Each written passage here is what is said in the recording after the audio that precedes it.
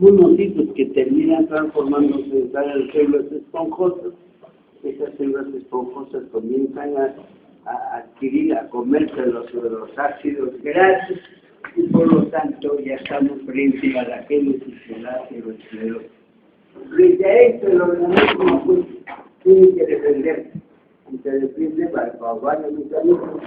Primero hemos visto un mecanismo de regulación, era utilizando al sistema nervioso vegetativo. El sistema nervioso vegetativo hemos dicho que es el sistema parasimpático, siempre y cuando que la arteria esté con endotelio, va a producir vasodilatación. Esa es una condición, ¿eh? El parasimpático, el neurotransmisor del parasimpático es acetilcolina. La acetilcolina va a actuar sobre los pasitos de la fibra muscular, debajo del endotelio está la fibra muscular, y ahí va a producir la vasodilatación, vasodilatación. Y junto con eso, ¿y cómo producirá la vasodilatación? Permitiendo que ingrese potasio, que salga, abriendo los canales de potasio para que pueda salir potasio y la fibra muscular se relaje. ¿Vale? Mientras que el sistema simpático en las regiones de la arteria coronaria epicárdica tiene receptores alfa 1. Este receptor alfa 1 sigue siendo un resumen. Hemos visto que en el corazón la respuesta del sistema nervioso vegetativo era por el parasimpático. Esto es un neurotransmisor de la acetilcolina, y esto lo que hacía era relajación. ¿Por qué mecanismo? Porque dejaba escapar de un potasio. Esta era la forma como se relajaba al hacer quitar el potasio, a la fibra se hiperpolariza y se relaja. El sistema simpático habíamos dicho que tenía el alfa 1, el beta 1, no son los que participan en el corazón. El beta 2 que en los pulmones no es puro, indudablemente hemos dicho que parte va a entrar también al sistema, si queremos considerar al beta 2. El alfa 1 está en las arterias subepicárdicas. Y cuando se estimula y se libera este neurotransmisor que va fuera de ese nivel, hemos dicho que es la noradrenalina, muchas de las acetilcolina que trabajaban mucho más arriba entre la fibra preganglionar, ahí era acetilcolina. Aquí a ese nivel de la noradrenalina, esta noradrenalina, para respirar, voy a decir, actuaba sobre un receptor de membrana citolina, trabajaba con proteína G, igual que esta acá, este receptor, a este nivel era el muscarínico, no la acetilcolina que estaba trabajando más arriba. Entonces, ¿qué hacía esa estimulación de la noradrenalina en ese receptor? Actuaba produciendo en las arterias perforantes y subendocárdicas, perforantes y subendocárdicas, producía la vasodilatación. Ese era el proceso.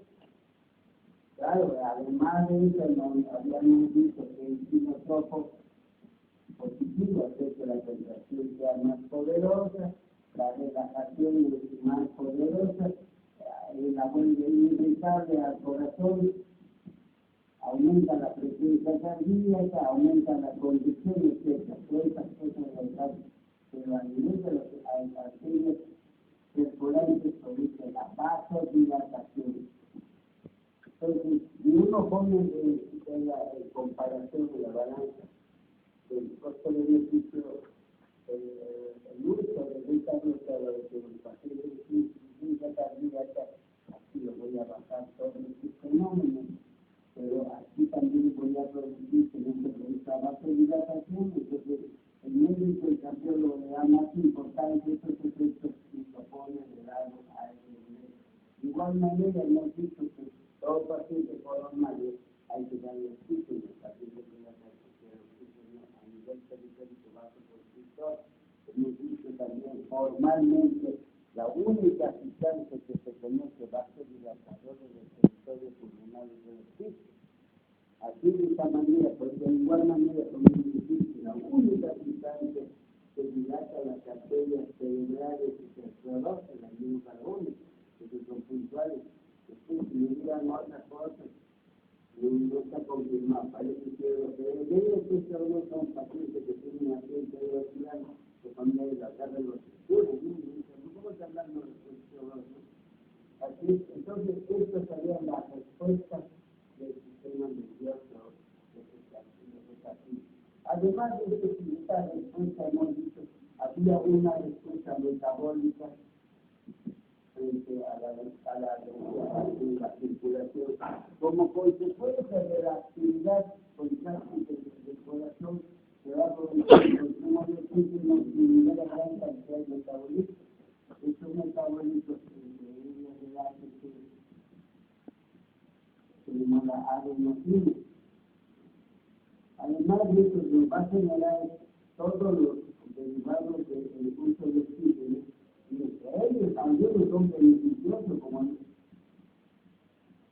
el carbón oxigenado, el monóxido de carbono, que son vasodilatadores. Normalmente eso se produce en nuestro cuerpo. Son normalmente vasodilatadores. Entonces, ustedes han estudiado también. Y me pueden decir para qué sirve la hemoglobina. Para el transporte de oxígeno. ¿Qué más? ¿Qué más? ¿Qué más?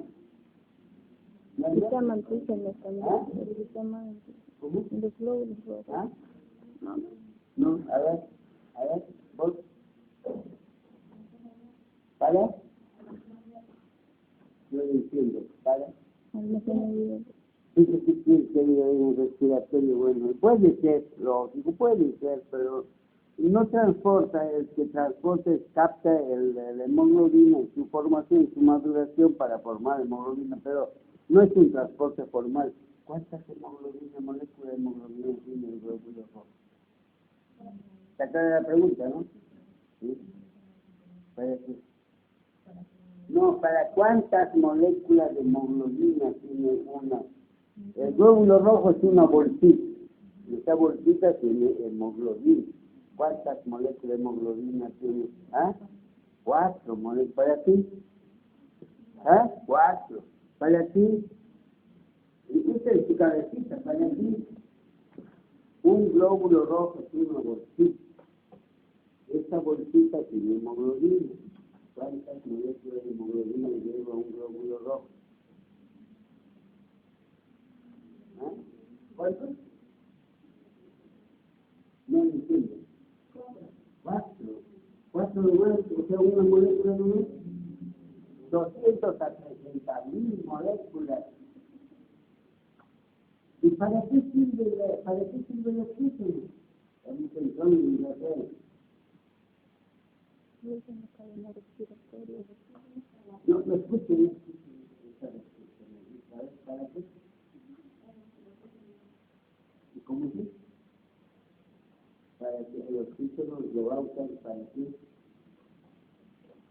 Claro, eso está para la respiración, para el uso a nivel de mitocondria, para que pueda utilizar el sustrato, que es el gato para una grasa, y formar microgeniones. Es el que se forma con el oxígeno formar una cantidad de agua, pero es un tipo de hidrógeno que no es neutralizado por el oxígeno y pasa a la sangre participando en la acidificación de la sangre. ¿Y para qué otra cosa más servirá la hemoglobina? Transporta CO2, transporta formando compuestos carbamina. ¿Para qué otra cosa servirá la hemoglobina?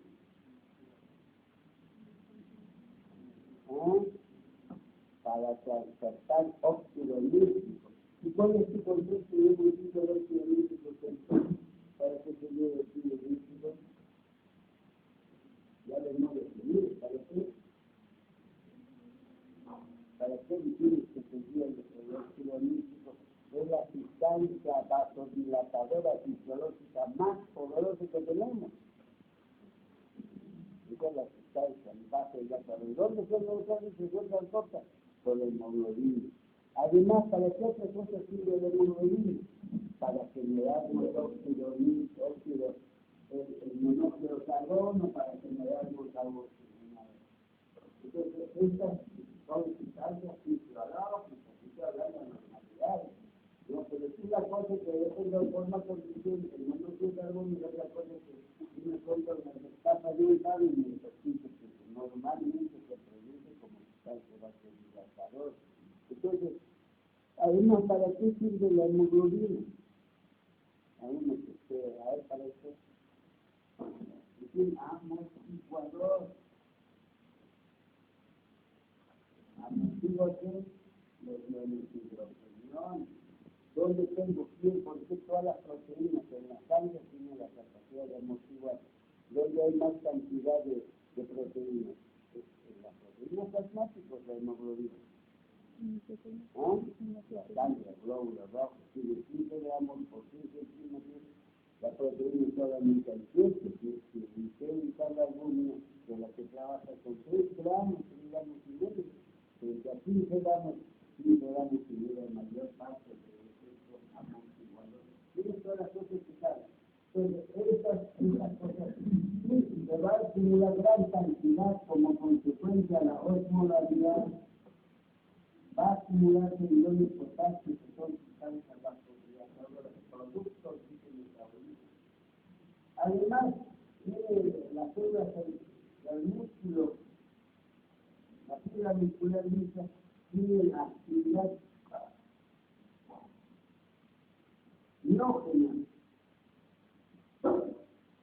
¿En qué consiste la actividad miógena? Como son células que están esperando que no tienen su propia actividad general, su propio potencial. Y por lo tanto, esta es la diferencia del músculo esquelético, el potencial de acción del músculo nervioso, las células nerviosas, en el músculo esquelético, en la neurona tiene este tipo de potencial, en el músculo cardíaco hemos visto que el potencial es con meseta, el músculo dice el potencial es así. Pero este potencial puede llegar, esta cosa puede llegar a un umbral. Una vez que alcanza el umbral, se transforma en una espiga y por lo tanto produce una contracción del músculo visceral.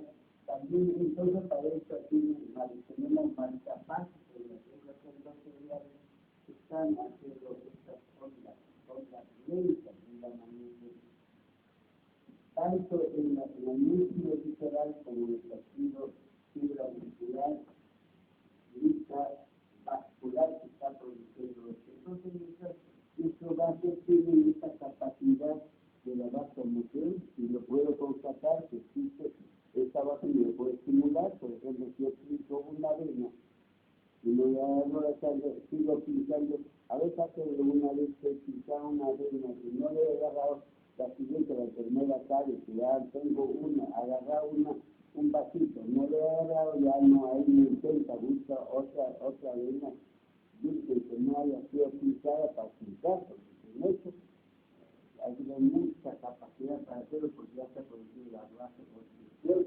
Pues eso significa que tenemos en la fibra muscular la actividad miógena, eso tiene marcapasos que va generando este potencial. Esta es la factura de verdad. Ahora, además de estos problemas, tenemos que ver una gran cantidad de sustancias que van a participar en este fenómeno. Tocaremos un poco del efecto vascular más. Entonces, como también tienen un efecto especial, nuestro tejido de endotelio cubre, ustedes lo han visto en psicología, cubre todos nuestros vasitos, arterias, arteriosas, capilares, todas las endoteliales. Venas, dice que si yo quisiera una balanza, esto es más o menos entre 2 a 3 kilos de peso. Y entonces, desde el punto de vista de actividad en el endotelio del cuello, tiene mucha más actividad que las células hepáticas. Me está diciendo.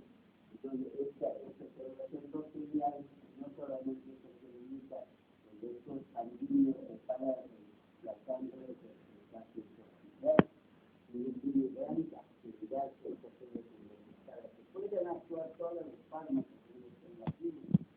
Puede pasar por el endotelio. El endotelio es una capita. Y una vez que se ha formado, y cuando tiene pues un tiempo de vida relativamente mediano, entre 17 a 20 días, se muere y tiene que ser reemplazado. Estas células endoteliales, para ser reemplazados, bien enviar nuevas células de la médula ósea para que puedan llegar al sitio donde estuvo la célula lesionada y se ha muerto, entonces para reemplazarlo. Y cuando estas células, lógicamente, digamos, su supervivencia dependerá de la presión a que sea sometido, por ejemplo, un paciente diabético, un paciente hipertenso, un paciente con mucha más facilidad se van a lesionar, su tiempo de vida será mucho más corto, entonces habrá que ir cambiando. Además de eso, en algunos sitios estas células endoteliales son penetradas. Y que esas células endoteliales, si usted ya conoce que en su núcleo pueden tener penetraciones, por ejemplo, las células endoteliales del glomérulo tiene unos huesos, que son las penetraciones, para que pueda pasar el filtrado en algunos tejidos, en las células hepáticas también encontramos esas penetraciones, y que están unidas, tiene gran cantidad de tejidos en la membrana basal, y hay uniones entre células endoteliales y entre células endoteliales. Y estas células endoteliales, como el caso de los pulmones, se va a romper en plena célula, pero no las uniones, porque las uniones son proteínas de uniones. Y ahí teníamos dos arterias coronarias, siguiente. Tiene pues tres de válvulas. A veces uno puede tener la coronaria 4 válvulas y ya representa una patología. Lo fisiológico son los 3, ¿no? 2 coronarianos y 1 no coronariano. Siguiente. Aquí hemos hecho una revisión de las proteínas que tenía la arteria coronaria. Hemos hablado sobre determinante del flujo. Una de las condiciones básicas para que exista una buena perfusión es gradiente de presión.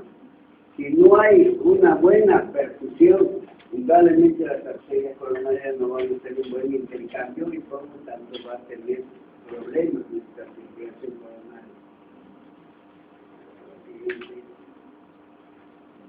Aquí hay. Podría retroceder página del grupo anterior y ya está. La presión de perfusión efectiva, la fuerza de compresión extravascular, la presión de perfusión efectiva del lecho coronario es determinado por la caída de la presión a través de las arterias coronarias desde la entrada a nivel de la aorta hacia los músculos. Las regiones subendocárdicas siempre están con presiones muy bajas, segundo, están muy vascularizadas. Esas zonas tienen turno como en el músculo esquelético, 500 capilares por milímetro cuadrado, tienen 4.000, 5.000 capilares, de puro capilar en la región subendocárdica. Por eso la región se llama la zona vulnerable, y que en cada contracción, como no le llega sangre, entonces a esas que están haciendo el problema de isquemia. Entonces ahí nos dice la interpretación, bueno, la siguiente. Aquí nos plantea otro problema, pero muchos factores contribuyen a la alteración de la relación de presión. La resistencia total de la coronaria es el resultado de varios efectos, entre ellos está el músculo, la fibra muscular que se opone, está la contracción, la actividad contráctil que ofrece resistencia, y está la densidad del músculo miocardio. Aquí ustedes lo van a ver seguramente, otra siguiente. Aquí tenemos para poder observar lo siguiente. Tenemos ahí dos condiciones. Tenemos por un lado, tenemos acá la región la arteria subepicárdica, hemos dicho que está en la parte de afuera, ahí tiene fibra muscular lisa la pared de la coronaria y tiene estos receptores alfa 1 y la estimulación con la noradrenalina se produce vasoconstricción, mientras que las arterias perforantes y las subendocárnicas tienen inervación por el sistema simpático beta 1 y por lo tanto estas zonas son vasodilatadoras. En diástole ustedes van a encontrar que especialmente si hay una buena dilatación se van a perfundir todas las regiones y en sístole se produce el cierre. Siguiente, vamos a verlo otra vez. Ahí tenemos las dos coronarias, las que ustedes conocen mejor que yo por la anatomía. Siguiente. Ahí tenemos estas dos coronarias, un poquito mejor. Siguiente. Encontramos acá que la pared del ventrículo izquierdo es, para que ustedes no se olviden, 10 milímetros, eso es una medida ecocardiográfica, el ventrículo derecho 3 milímetros. Y por lo tanto, esta masa es una masa densa, y esto tiene por finalidad a incrementar la presión dentro de la cavidad ventricular izquierda por encima de la presión arterial sistémica. Entonces, lógico es, ¿cómo voy a perfundir esta zona si la presión arterial es menor que la presión que está en plena masa? Y por eso es que este ventrículo se irriga en diástole, donde la presión, hay una presión remanente en la arteria aorta, que es más o menos alrededor de 90 milímetros. Con esa presión voy a perfundir este corazón, pero en diástole, con sístole no entra, lo siguiente. Ahí nos hace ver cómo es una arteria y cómo va a ser las arterias. Esta son la región vulnerable. Aquí nos dice que hay algunos corazones que tienen la ventaja y el beneficio de que tienen gran cantidad de colaterales que los va a defender. Mientras que esto no tiene colaterales, se produce un émbolo o un trombo, se produce la necrosis. En el otro hay un trombo, pero no hay necrosis porque por vía colateral está sufriendo. Entonces viene la figura de que esta situación tendría relación. Hemos dicho que el corazón está cubierto por entre 1.400 y 1.500 plexos del sistema nervioso vegetativo. Y en esos plexos del sistema nervioso vegetativo hemos dicho, en este corazón teníamos los receptores alfa, que son vasodilatadoras. Tenemos el receptor beta 1, que es vasodilatadora. Y por lo tanto nos puede defender de esta situación de una trombosis. Y que la recuperación incluso puede ser menor. Ahí viene el problema. Hemos dicho que en los casos de infarto se dice que el 30% del infarto miocardio es silente, sin ninguna molestia. Una molestia muy discreta. De repente hay muchas que se van a encontrar, le hacen un electro, le encuentran un infarto. Usted lo hace, no dice nunca he tenido dolor, sin embargo los ha tenido, ¿no? Eso es diferente. Entonces uno tiene su guardia, pues, su ángel de la guardia que los ha protegido. O sea que el dolor es un escondido, que luego existe alguna angina, ustedes dejan de hacer. Entonces, una vez y cuanto más colaterales tengo, mejor sistema nervioso vegetativo tengo, entonces esta área puede reducir. El problema ahora es cómo estimular para que esta área, cuando se muere, es reemplazada por tejido fibroso, una cicatriz, y la cicatriz va a secuestrar actividad contráctil. Si yo tengo mi brazo y mano así, se contrae aquí en forma, digamos, así como el ventrículo. Si yo tengo una parte que se hace cruzar, donde esta parte se contrae, esta hace En el momento que se encuentra esto se dilata, entonces va a ser un papel de secuestro. Eso es uno de los problemas del aneurisma ventricular que desfavorece a los pacientes portadores de un infarto miocardio.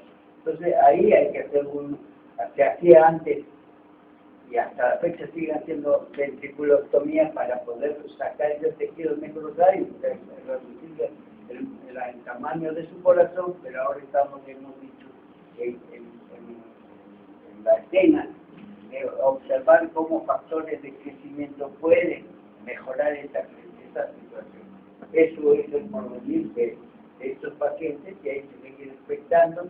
Hasta la fecha, cómo se puede hacer es a través de un bypass que podemos hacer o un stent. Un stent consiste un anillo que introduce un catéter hasta la arteria coronaria. Tiene una canastilla con anticoagulante. Últimamente está saliendo ya con un anticoagulante para no estar dando todo el tiempo anticoagulante. Y esa canastilla bien cerradita, con un catéter se introduce hasta donde está la zona. Una vez que han localizado la zona, y en ese momento empujan un disparador y la canastilla se abre y se queda ahí extendido. Eso se llama stent. Eso es cuando tengo una obstrucción localizada, le pongo un stent. Entonces eso quiere decir, cuando le ponen un stent, quiere decir que el cardiólogo que está haciendo lo ha visto que es localizada de seno. La más infelizmente que como este corazón va a trabajar y trabajar siempre las lesiones de este fenómeno de arteriosclerosis como ateromas que se forman, son localizadas. Pero hay pacientes con problemas metabólicos que no tienen en todas las arterias chiquitas, y cuanto más chiquita ahí no se puede poner el stent se pone en las arterias grandes. Y lo mismo que el bypass se pone en la arteria grande, no le van a poner a hacer un bypass de una arteria chiquitita. Entonces, eso es lo siguiente. Ahí están viendo cómo aquí había una obstrucción, entonces está introduciendo un balón para dilatarlo. Podía ser solamente, antes se ponía balón, pero una vez que dilataba el balón, después de eso otra vez se volvía a cerrar. Entonces lo que se hace ahora es poner una canastilla de metal con anticoagulante, un stent, que se llama stent, y se coloca y se deja. Y de esta manera se produce la perfusión en este territorio que estaba recibiendo muy poca sangre. Esto es otra cosa que hemos dicho del grupo, lo llamativo. Acá nos dice que los capilares, hay 4.000 capilares en el músculo miocárdico, 500 en el esqueleto. Esto quiere decir que tiene gran actividad este corazón. Siguiente. Ahí vemos cómo la perfusión, en el caso del corazón, es el que se lleva al primer lugar. Es 9.7 mililitros de sangre por 100 gramos de tejido muscular, mientras que los otros no tienen. El riñón, por ejemplo, ustedes ven que el riñón tiene 6, estaría muy cercano. No se olviden que el riñón, por ejemplo, utiliza la cuarta parte de nuestra sangre. Entonces eso también es un tejido bastante irrigación, lo que tiene el siguiente. Acá está la cantidad de capilares en el músculo miocárdico. La cantidad de capilares es enorme al músculo esquelético. Estamos repitiendo el siguiente. Aquí estamos viendo cómo la presión en la arteria aorta, la perfusión en el lado derecho del corazón normal, con esta presión se perfunde porque el ventrículo derecho trabaja con una presión, cuando se contrae de 25, cuando se relaja de 8, tanto en sístole como en diástole se perfunde. El ventrículo izquierdo no, es el ventrículo izquierdo el que va a dar esta presión de 110, 120 en la sístole, y por lo tanto este músculo tiene que generar esa presión en plena pared, se estrangula pues, su tejido subendocárdico, se estrangula, y por lo tanto en ese momento no se está perfundiendo. Por eso es que no hay perfusión en sístole, toda la perfusión la hace en diástole. Ahí tenemos la aorta arriba, aquí está en el ventrículo derecho, necesita presión tanto, se perfunde tanto en sístole como en diástole, pero la coronaria del ventrículo izquierdo lo hace más en el diástole. Aquí hemos dicho que los mecanismos de adaptación lo daba la influencia neurohumoral del nervioso vegetativo, lo hacía a través del parasimpático, a través de la acetilcolina sobre los receptores muscarínicos. El otro era el sistema simpático, actuaba sobre los receptores alfa-1 en la región periférica de su construcción. Aquí el beta-2 actuaba en las arterias, digamos, subendocárdicas y las perforantes. Y hemos dicho ahí cómo actuaba cada uno de ellos. Y acá tengo el endotelio. El endotelio es uno de los sitios donde se genera gran cantidad de óxido nítrico. ¿Qué produce este óxido nítrico? Son las células endoteliales. ¿De dónde se origina? De la L-arginina. Y estas sustancias son muy de corta duración y van a actuar en la fibra muscular lisa vascular, tanto coronario como periférico. Lo vamos a analizar seguramente el siguiente. Ahí encontramos estos cambios estructurales. Ustedes encuentran estos cambios que la densidad de los capilares en la región subendocárdica es mucho mayor que en la región supraepicárdica. Ahí estamos viendo la influencia neurohumoral, la influencia metabólica, además de por una gran cantidad de aumento de la osmolaridad, aumenta influencia endotelial produciendo gran cantidad de influencia metabólica, aumentando gran cantidad, modificando la osmolaridad, aumentando el potasio, aumentando productos ácido láctico, todas esas sustancias que pueden ser sustancias vasodilatadoras. Además nos dice que se produce influencia con la frecuencia cardíaca. Cuanto más frecuente voy a hacer que la contracción va a alterarme la circulación. Y por otro lado hemos dicho que tenía un entorno miógeno. Eso quiere decir que las células tenían actividad miogénica, que hemos explicado, acción miogénica. Toda esta fibra muscular lisa de la pared de las arteriolas, también de la coronaria, tiene la capacidad de generar su potencial de acción, dando las ondas lentas, y estas ondas lentas tenían células marcapasos que podían generar, y cuando se estimulaba, generaba potenciales en el hígado y se producía la vasomoción. Siguiente. Esto cuando se trata de mantenerse siempre la oferta y demanda. Dice, la sangre arterial no da 20 volúmenes, la coronaria tiene la capacidad de secuestrar el 75%, y la sangre venosa solamente regresar en la coronaria con 5%, mientras que las arterias periféricas tienen lo contrario. De los 20 volúmenes que reciben, devuelven 75, solamente secuestran 5%. Bueno, acá tenemos cuando tiene que haber en la coronaria siempre entre la oferta y la demanda de oxígeno. Entonces, la demanda lo vamos a darlo por la frecuencia. Cuanto más frecuentemente late mi corazón, entonces va a haber mayor demanda. Eso quiere decir que los sujetos que están corriendo tienen mayor demanda, que cuando uno está dormido la demanda se reduce. Ahora, y como este es un sujeto que está corriendo, está con todas las personas que aumentan la frecuencia. ¿Cómo aumento la frecuencia? Voy a volver a repetir para transar mientras yo descanso. Y yo me pongo a correr. ¿Cómo aumenta mi corazón la frecuencia? Está claro, cuando yo me paro, baja la frecuencia. Ya lo he dicho, cuál es el mecanismo y cómo se aumenta la frecuencia cuando comienza a correr. A ver, para usted. Fuerte, ¿eh? Por el oxígeno es porque para que aumente la frecuencia cardíaca. La frecuencia cardíaca se la fija. ¿Cuál sería? Para usted, ¿cuál sería? A ver. ¿Cuál sería cuál es su idea? Usted se comienza a correr y automáticamente su corazón late con más frecuencia. Además, late con más fuerza, se relaja con más fuerza. ¿Cuál es ese mecanismo que hace que su corazón haga estos cambios? ¿Está clara la pregunta? ¿sí? Uno que al delegado no jala.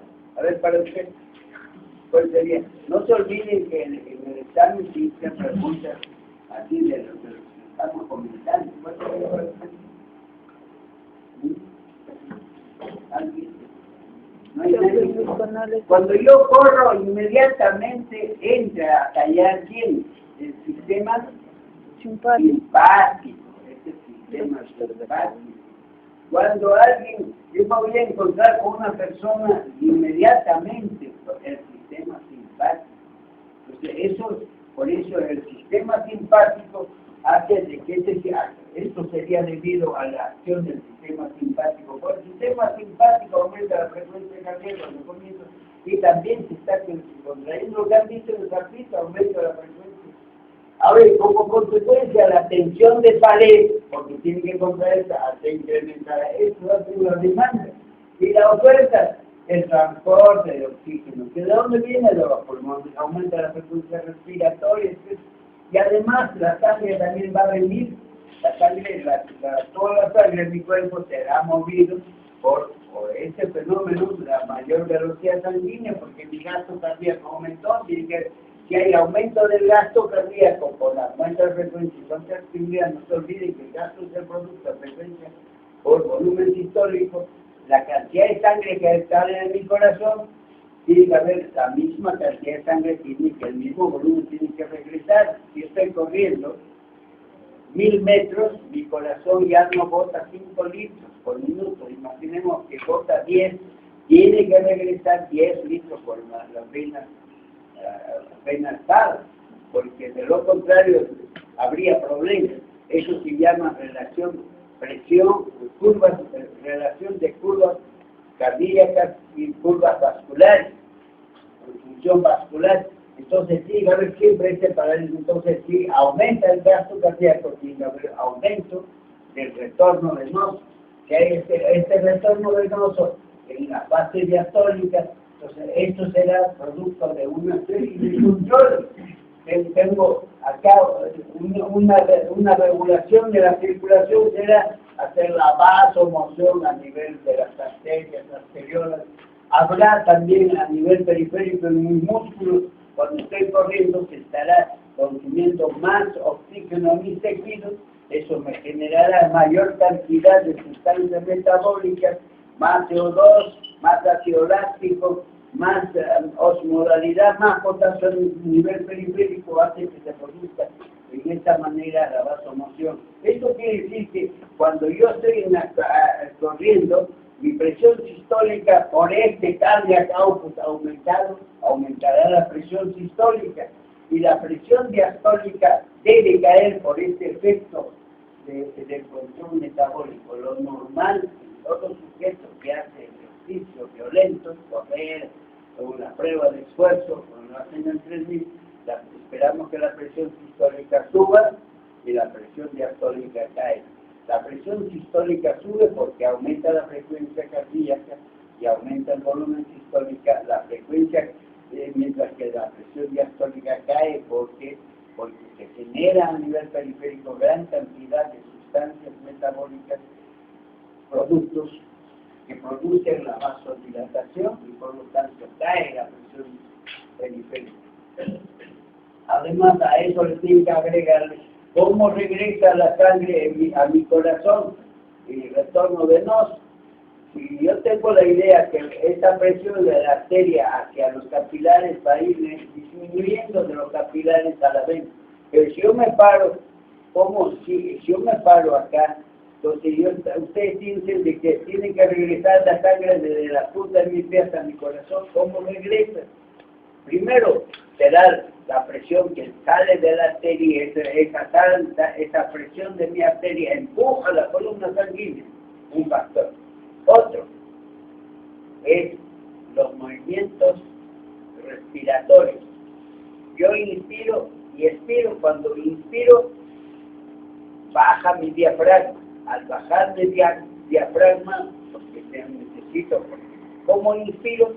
Con el músculo respiratorio. El diafragma baja, crea una presión negativa dentro de mi caja torácica. Esa presión negativa jala la sangre que está en la vena cava superior, ustedes van a ver cuando se expira, se colapsan los yugulares y también regresa más sangre de los miembros inferiores, de la área plástica, etcétera, regresa más sangre. Y de los miembros inferiores, además de la participación del aparato respiratorio, habrá otro elemento que participa, que es las válvulas conviventes que ustedes ya conocen en las venas.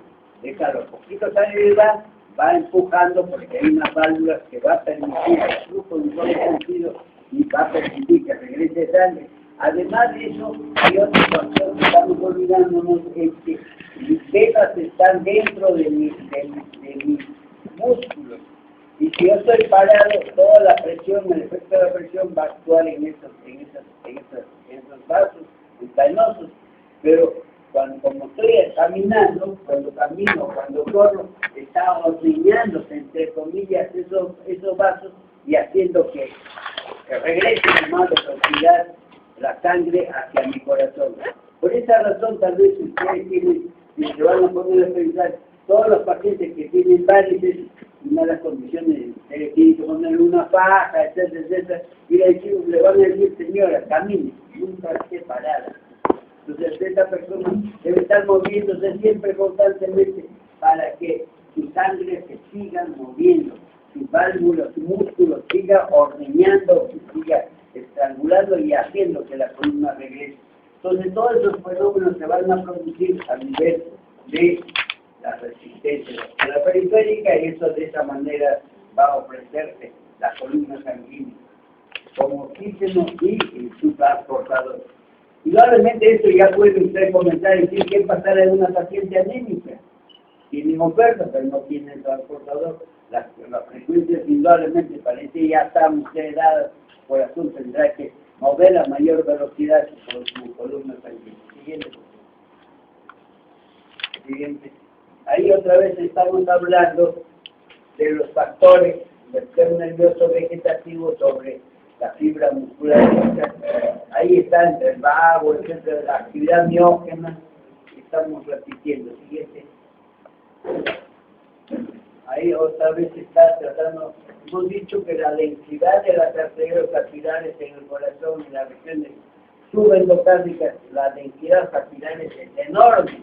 Y por lo tanto, eso permite que hay un aporte de oxígeno a los tejidos. Después de siguiente, por favor. Aquí este es un gráfico muy interesante.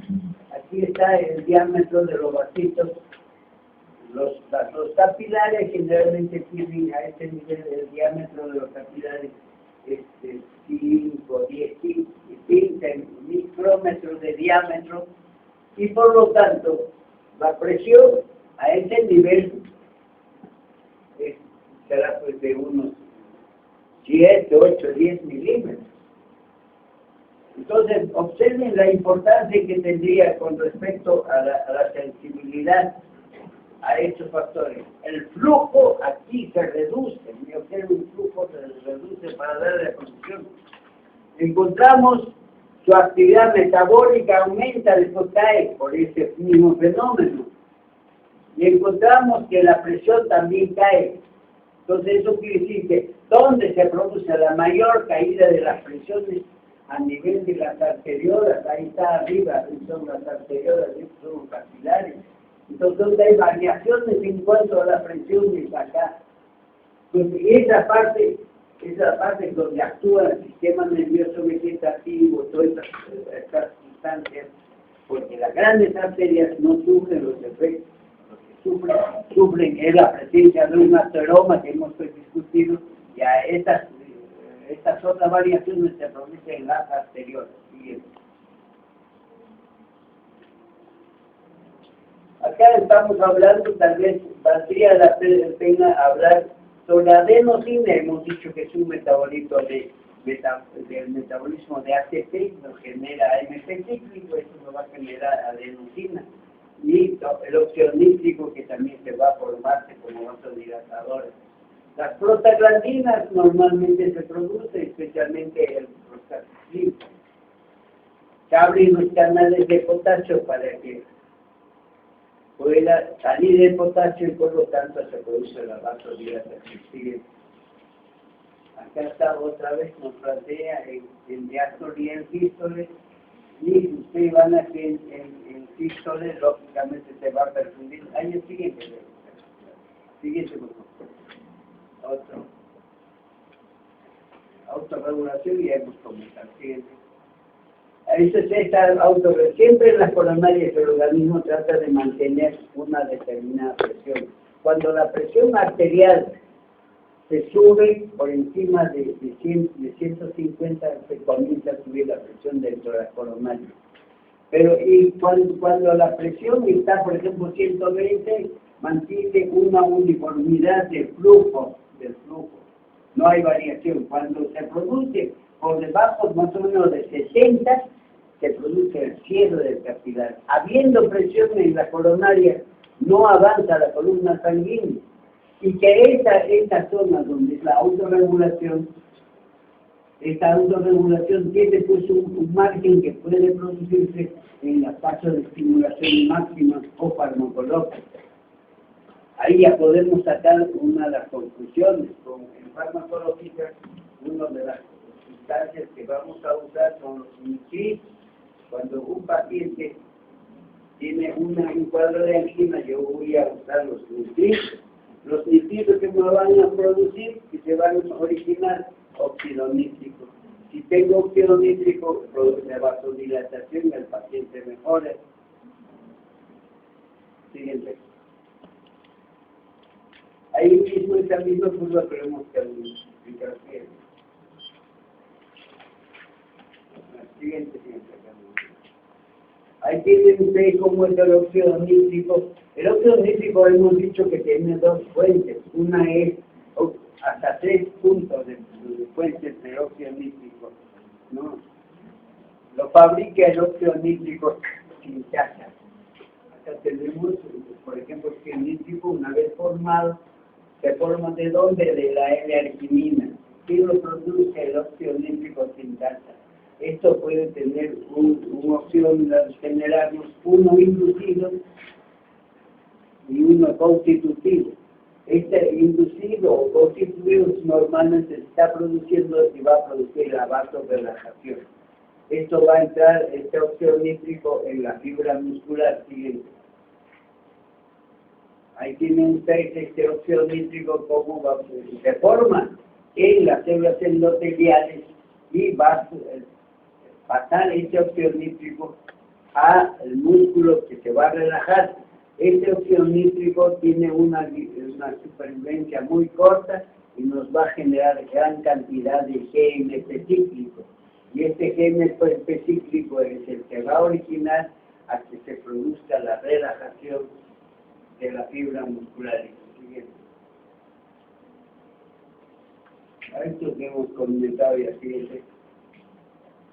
Ahí está, en el caso del músculo del catecol, en los vasodilatación va a ser producido la activación de B2,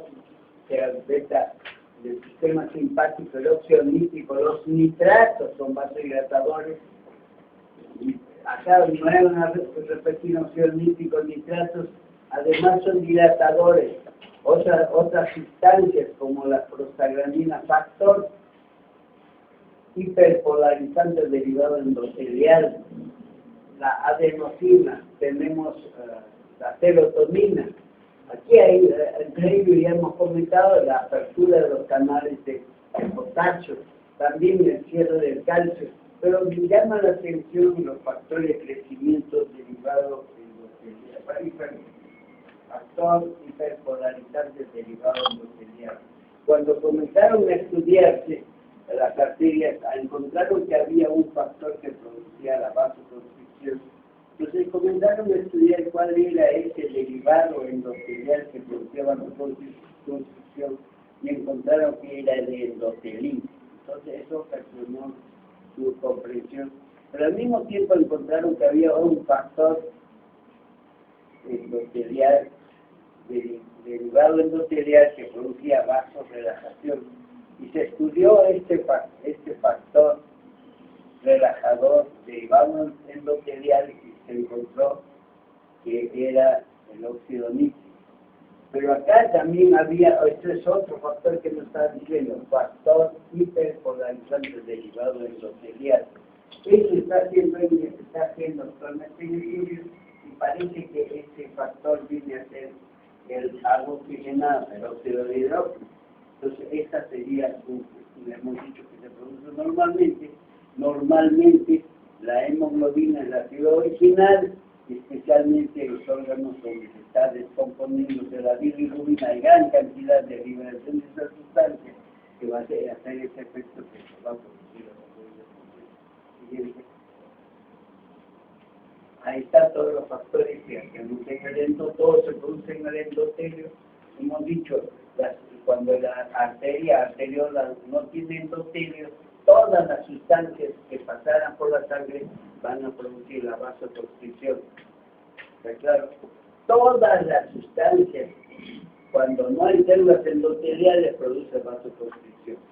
Y si hay células endoteliales, estas células endoteliales es el que va a transformar la información que tiene la sustancia y va a ofrecer a que las células puedan producir, las células musculares listas pueda producirse vasoconstricción a vasorelajación. Tenemos, por ejemplo, acá un conjunto de sustancias vasoconstrictoras. Por ejemplo, en la fibra muscular tenemos trombosano A2, tenemos la serotonina. Acá tenemos, aquí va a actuar enzimas convertidoras sobre la angiotensina y va a transformarse esa angiotensina.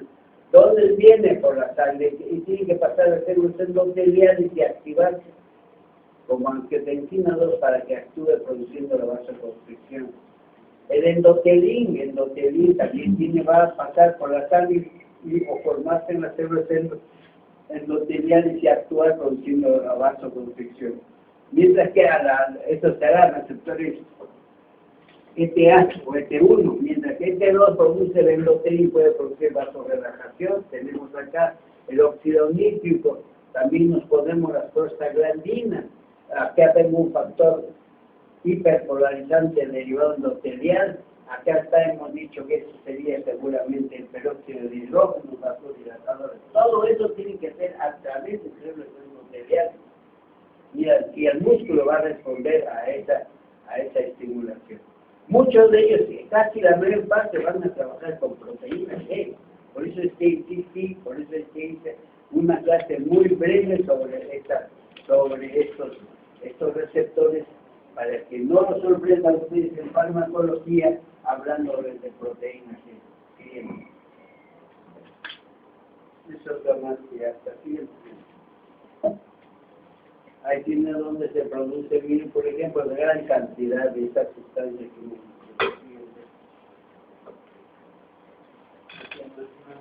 una repetición.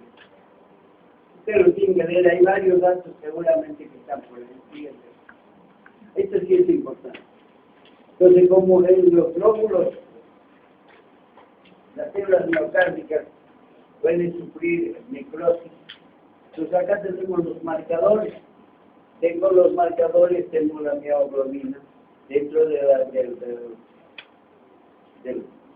cardiomiocito encontramos las proteínas contráctiles, miotina, actina, troponina, almoglobina, etc. Pero además tengo la mioglobina. La mioglobina, usted la conoce, parecida a la hemoglobina, que es el que va a secuestrar y que va a recibir el oxígeno para trabajar. Entonces tengo acá la mioglobina, tengo, esto sí es una enzima, la creatinquinasa y su enzima MB y la troponina. Ustedes observen cuál es la que mucho más precozmente se libera cuando hay una necrosis, viene a ser la mioglobina. Luego enseguida se va a producir la troponina. ¿De dónde viene la troponina? Del complejo proteico. Y finalmente tiene después de eso una hora más o menos más tarde, es la creatinquinasa y su enzima MB. Entonces, de esta, ¿cuál es la ventaja? Esta de acá, en primer lugar, esta hemos dicho que esta que estamos viendo, esta hace el diagnóstico pero no me hace el diagnóstico de un nuevo infarto. Y esta cantidad que se incrementa tiene relación con el tamaño del infarto. Entonces, este es un buen marcador, pero no me sirve mucha evolución si está mejorando, está estirándose el infarto o no. Pero eso sí tengo, esta sí, observen que una vez cae, y que hay nuevo infarto puede subir otra vez. Esto sí. Normalmente en Lima la mioglobina muy rara vez se utiliza y por lo tanto se hace costoso y no lo van a buscar en el mercado. Yo habré visto, pues creo, 1 o 2 veces que hicieron en la clínica San Pablo, pero ahí no, más no. En Incor seguramente que usen, pero en la actividad privada no es muy usual. Acá tenemos un electro que ustedes pueden ensayar. Lo primero que hacemos de todo electro, aprovecho para decir, acá tengo la derivación 1, 2, 3, ABF, tengo la derivación de 1, de 2, de 3, de 4, de 5, de 6. Ya lo ustedes ya hicieron su práctica, ya lo conocen, la morfología de 1 o 3, ¿cierto? Ya están acostumbrados. Y si nosotros comienzan a ver lo que hay, ustedes pueden decir, tienen acá está la onda P, la frecuencia puede ser 5, 10, 15, 20, 25, 1500 25, ya tiene la frecuencia cardíaca. Pero además de eso, puedo reconocer la onda P, el complejo QRS, me parece que hay algo que llama la atención. ¿Sí? No es así, le falta. Esto debe haber regresado a lo isoeléctrico y la onda T, acá tengo la onda T variada. Entonces, esto se trata, pues, ahí viene bien claro, es un paciente que viene con un dolor, ¿sí? Hay un paciente de color, con dolor retroexternal típico de 2 horas de duración asociado con su duración trastornos vasomotores, sistema nervioso y vómitos. Entonces, en este caso, al hacer encuentra que aquí está en el electro, lo que vamos a encontrar es el siguiente.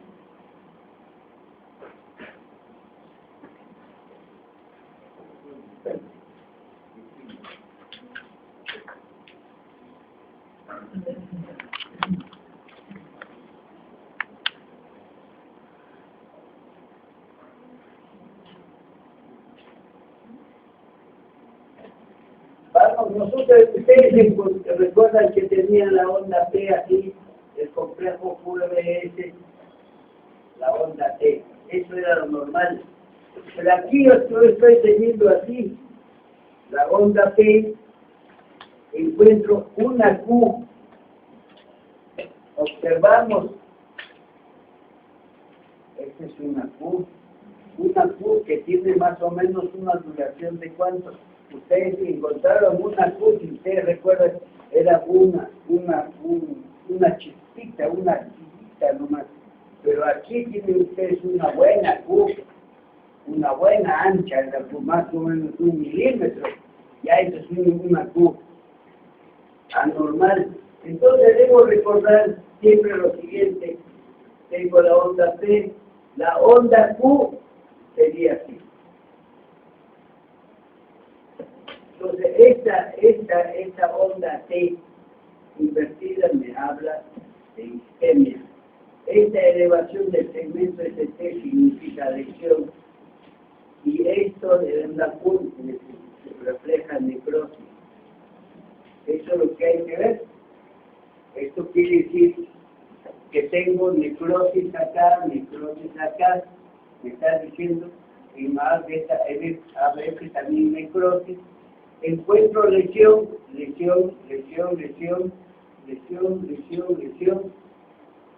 ¿no? Esto sería entonces, voy a volver, tiene que haber coherencia. Entonces yo digo que esto es de 1, esto es de 2, de 3, esto es de 1,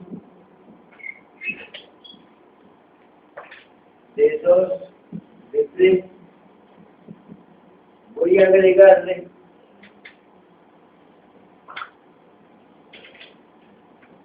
esto es ABL, prolongación ABS, prolongación ABR, prolongación. Observo lo siguiente, ¿dónde está más alto la lesión? Aquí hay lesión, ¿cierto? Ahí hay lesión, elevación, demostración de elevación. Y alteración de T, que sería la izquierda. Aquí entonces veo que aquí lo primero que me llama la atención, lo más saltante, es la lesión. ¿Dónde está la lesión?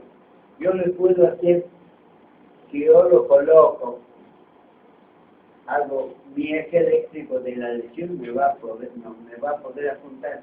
Entonces, ¿dónde están las lesiones? Serían D2, D2, D3 y AB. Entonces, me dice que hay lesión aquí, me dice aquí y aquí. Todo se está ocurriendo, está mirando aquí, a la parte de abajo del corazón. Si yo lo estoy viendo en D1 y ABR, estoy viendo el infarto es de cara lateral.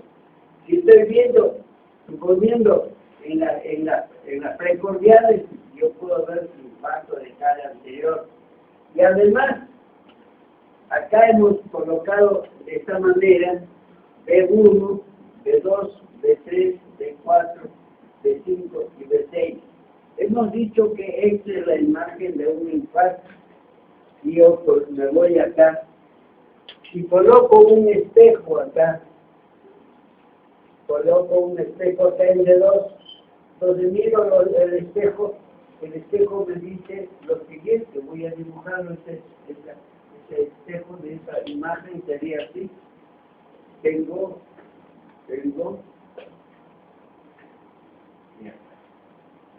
la imagen que tengo es así. Después no llega a ser isoeléctrico, no llega a ser en B2 estoy tratando de dibujar B2, este y este, ya está. Este y este. ¿Está bien? ¿Aquí? ¿Sí? ¿Se parece? B2, ¿se parece este B2? Sí, se parece. R, S y la otra T. Entonces aquí le pongo un espejo. ¿Y cómo lo voy a hacer? Aquí este espejo, ¿cómo estoy viendo? Primero encuentro para rojo, para que lo vean. El espejo en la raya azul. Lo voy a hacer en el espejo, la imagen en el espejo sería así. Esto representa esto. Y acá se viene acá, después se va así, después se va así. Ahí está. Entonces, si yo he puesto el espejo, estoy repitiendo esta imagen de un infarto. Entonces, esto es un infarto de cara inferior y de cara posterior, porque esto me está diciendo que está ocurriendo en la cara posterior. Y en este lado sería la cara anterior. También acá hay una lesión subendocárdica, pero eso no niega necrosis. No hay un Q, no hay un Q necrosis. Acá me está diciendo que acá y acá está diciendo que hay una necrosis. Esto ya para que ustedes tengan la importancia. Esto no puede haber, no voy a poner preguntas esto, pero para que tengan un concepto, cómo se interpreta el siguiente. Entonces este cuadrito sí la puedes guardar. Si la imagen lo veo, acá, infarto de cara traumática. Si lo veo en el reverso, ya saben que la cara dorsal, el infarto posterior, si es acá en B5-B6, el infarto será en punta, y si es infarto por este lado, en D1 a B, D1 lateral. Si es un anteroseptal, lo veo acá. Entonces ustedes pueden ya localizar. Tienen que haber, eso tiene de ventaja el electro, que les permita localizar el infarto. No solamente decir que hay infarto, sino dónde está el infarto. En este caso hemos visto el caso de un infarto de cara inferior, con la alteración hemos visto acá, acá y acá. Y además he visto en la parte posterior el espejo. En anteroseptal será propio en estas derivaciones. En punta lo veré en estas derivaciones. En cada lateral lo encuentro en estas derivaciones. Entonces, esto es la manera de ilustración para que le den la importancia al electrocardiograma. El electrocardiograma es un procedimiento que debe ser estudiado, reconocido por todos los clientes. Para poder sensibilizar el cardiólogo trata de, puede ser, hay dos alternativas ahí. Yo tengo, ¿cómo demuestro que hay un infarto un síndrome coronario? Entonces, yo hago el trazado, hemos dicho que el electro es un buen procedimiento para reconocer infartos, pero una insuficiencia coronaria no es bueno, no logra localizar. Entonces, ¿cómo hago para verlo? Yo lo que hago fue la oferta y demanda, yo lo someto a un prueba de fuerza. Esa prueba de fuerza puede ser en bicicleta o en paja sin fin. Entonces lo pongo en paja sin fin, entonces lo someto a una prueba de esfuerzo, pero eso tiene que ser monitorizado, porque eso no lo puedo hacer ciego. Entonces tengo que estar viendo permanentemente en qué momento comienza a hacer la variación, y si hay algún dato que me haga sospechar, puede aparecer arritmia, puede aparecer una isquemia subendocárdica, que es lo que me interesa, y en la isquemia subendocárdica lo que hace el cardiólogo es tratar de identificar cómo el segmento ST, la onda P, el segmento ST se cae. Esto es lo que trata de ver el cardiólogo. Tratar de ver cómo se cae el segmento ST, el punto J se cae, y esta caída ocasiona la caída del segmento ST más o menos 1 a 2 milímetros. La caída de 1 milímetro por 2 milímetros, o sea, la caída de esa debe ser 1 milímetro de caída y que su duración sea 2 milímetros. Entonces ahí comienzan a sospechar una isquemia subendocárdica. Para eso necesitan llevarlo a un nivel en el que observa, pero tiene que haber un límite. No llevan al esfuerzo máximo, sino a su máximo. Y entonces ya hemos dicho cómo determino que su máxima era 220 menos la edad, esto es el máximo. Y de estos, el 80% viene a ser el submáximo. Ejemplo, supongamos su edad es 18, su compañera tiene 18, o sea, 220 menos 18 serían 202. Esto es el 100%. El 80%, ¿cuánto será? Ustedes hacen 80%, le corresponde a tanto. Entonces yo no lo voy a llevar hasta el extremo de que llegue al máximo, pero me basta como es un máximo llevarlo al 80%. Es una reglita de 3, ¿no? Bueno, pero para esto yo puedo obviar de otra manera. Hacerle un holter, le pongo una casetera, así como el mapa, pero en este mapa era el tensiómetro acá, le pongo electrodos y lo mando a su casa y le digo que haga todo lo que quiere y lo que sabe hacer. Entonces, y al día siguiente me trae la casetera, el saco y lo veo, lo registro, ¿no? Entonces, si ha caminado, ha subido cuestas, y ha corrido de repente para alcanzar el micro, todas esas cosas tienen que registrarse y ver dónde está el arreglo. Entonces, eso es. Estos procedimientos son bastante sensibles. Siguiente.